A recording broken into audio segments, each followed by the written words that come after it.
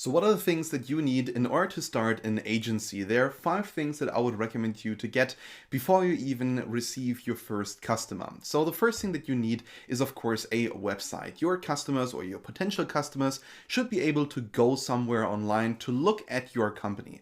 They want to know what you're offering. They want to know about your services, what they include, and how much they cost. But they also want to get a picture of you. For instance, if you set up a website which doesn't look good but contains all the information that I just mentioned, then this still is not optimal. What you should do is you should set up a website which looks great, which represents your business, but which of course also holds information about all the services that you're offering. So that's the first thing. Set up a website. It doesn't have to be a complex one, but it should represent your brand, it should represent you, and it of course should also show some information about the services that you're offering.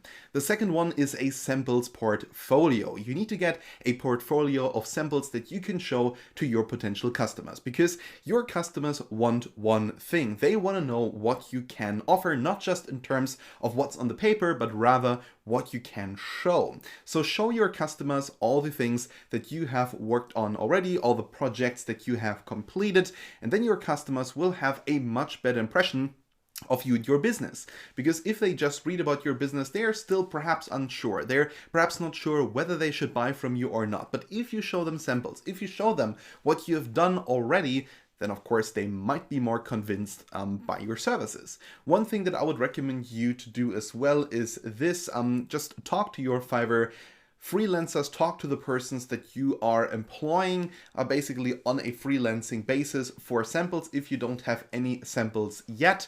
Again, if you don't have any samples, just ask for samples, take these samples, put them on your website, and show them to your potential customers. Then of course, number 3 is you need freelancers. You need to go on Fiverr and you need to look for people that you can trust, that are people that have done great work already. And in the next lecture, actually, we're going to talk a bit about that. I'm going to show you what I'm looking for and, generally speaking, who you should be looking for.